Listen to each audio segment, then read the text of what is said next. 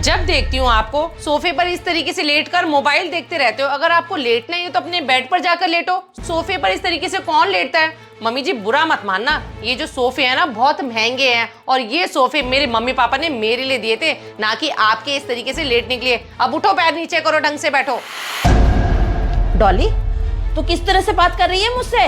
तू भी तो फोन देखती है सोफे पे लेटे लेटे। मैं भी लेट के देख रही हूँ। क्या गुनाह कर दिया मैंने? गुनाह ही किया है मम्मी जी आपने। ये जो सोफे हैं ना, ये सोफे मैं अपने दहेज में लेके आई थी, तो इन सोफों पर सिर्फ मेरा हक है, ना कि आपका हक। इन सोफों पर मैं लेटूं चाहे बैठूं वो मेरी मर्जी, लेकिन आप इन सोफों पर बैठोगे ना तो तरीके से बैठना।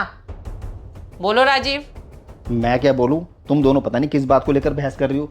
चलो छोड़ो यार। डॉली, मुझे करोल बाग जाना है। गाड़ी की चाबी पता नहीं मैंने कहाँ रख दी है, चाबी नहीं मिल रही है। चाबी मिलेगी कहाँ से? क्योंकि चाबी है इस टाइम मेरे पास। आप करोल बाग जा रहे हो ना, तो आप अपने पर्सनल काम के लिए पब्लिक ट्रांसपोर्ट लिया करो। जब मैं आपके साथ जाया करूंगी ना, तभी गाड़ी निकला करेगी। डॉली, ये कैसी बहकी बहकी बातें कर रही हो कि तुम जाओगी तभी गाड़ी निकलेगी? ये गाड़ी हम सबके यूज के लिए है। लाओ गाड़ी की चाबी दो। कोई नहीं मिलेगी गाड़ी की चाबी। इस गाड़ी पर सिर्फ और सिर्फ मेरा हक है, क्योंकि ये गाड़ी मैं अपने दहेज में लेके आई थी। तो गाड़ी की चाबी लेने की मेरे से दोबारा कोशिश मत करना। डॉली, बदतमीजी की हद होती है। इस घर में कोई तेरा मेरा नहीं होता। मम्मी देखना जरा किस तरीके की बहकी बहकी बातें कर रही है ये। हाँ बेटा, सच में इसका दिमाग खराब हो गया है। पता नहीं कैसे बहकी बहकी बातें कर रही है। कह रही है दहेज में जो भी मैं सामान लेके आई हूँ उन पे सिर्फ मेरा हक है। ऐसा नहीं होता बहू। लड़की जो भी सामान दहेज में ले आती है उस पे सबका हक होता है। अच्छा मम्मी जी, सुन के काफी हैरानी हुई है। चलो आपको इतना तो पता है कि दहेज में लड़की जो भी सामान लेके आती है उस पे पूरे परिवार वालों का हक होता है। लेकिन मुझे आप ये बताइए, जब आप प्रीति से फोन पर बात कर रही थी तो उसको क्या कह रही थी? अरे प्रीति बेटा, वो शादी में गहने हमने तुझे दिए थे, ना कि विशाल को। विशाल को साफ साफ मना कर देना। अपने गहने गिरवी रख के तुझे लोन लेने नहीं दूंगी मैं। मम्मी जी की कितनी गलत बात है। प्रीति को उल्टी पट्टी पढ़ा रही हैं। बेचारे हमारे जीजा जी कितने शरीफ हैं और उनका कितना बुरा वक्त भी चल रहा है। इस टाइम तो प्रीति को जीजा जी का साथ देना चाहिए। हाँ, उसे बोल दियो जो लड़की के माँ बाप लड़की की शादी में देते हैं सारा सामान, उन सब चीजों पे सिर्फ लड़की का हक होता है, ना कि किसी और का। मम्मी जी प्रीति को क्या शिक्षा दे रही हैं कि जो सामान हमने प्रीति को दिया है वो सब प्रीति का ही है, दामाद जी का उस पर कोई हक नहीं है। ये तो मम्मी जी की बड़ी गलत बात है।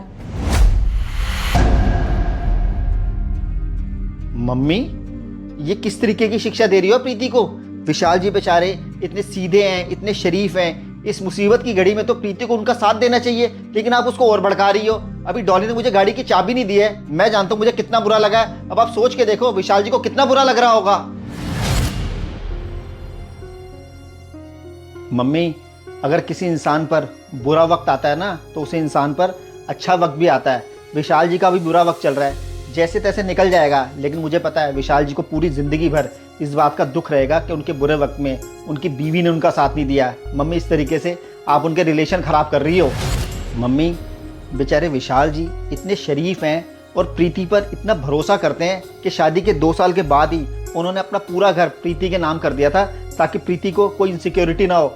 और आप क्या कर रही हो मम्मी जी? प्रीति को ये शिक्षा दे रही हो कि मुसीबत के समय में तो अपने हस्बैंड का साथ ना दे। शर्म आनी चाहिए मम्मी आपको अपने आप पर। हाँ मम्मी जी, राजीव बिल्कुल ठीक कह रहे हैं। मैं तो बस इतना जानती हूँ, एक हस्बैंड वाइफ के बीच में कभी भी तेरा मेरा नहीं होना चाहिए।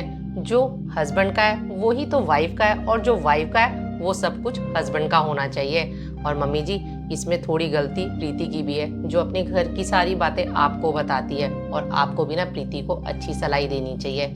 और हाँ मम्मी जी, मैंने तो इस घर में कभी भी तेरा मेरा किया ही नहीं है। ये आज जो भी कुछ मैंने आप लोगों के साथ किया है ना, वो एक छोटा सा नाटक था, ताकि आपको आपकी गलती का एहसास हो पाए। थैंक यू बहू, मुझे मेरी भाषा में समझाने के लिए। अगर आज तू ये सब नहीं करती तो मेरी आंखें भी नहीं खुलती। मैं क्या कर रही थी? अपनी बेटी का ही घर उजाड़ रही थी। बहू, आइंदा से मैं ध्यान रखूंगी, ये सब नहीं होने दूंगी मैं। हाँ मम्मी, यही सही रहेगा। मैं विशाल जी को फ़ोन करके बोल देता हूँ कि आपको गहने गिरवी रखकर लोन लेने की कोई ज़रूरत नहीं है। मेरे पास 5 लाख की एफडी है, मैं वो तोड़वा देता हूँ। उनकी थोड़ी बहुत मदद हो जाएगी। आखिर मुसीबत में अपने ही तो काम आते हैं।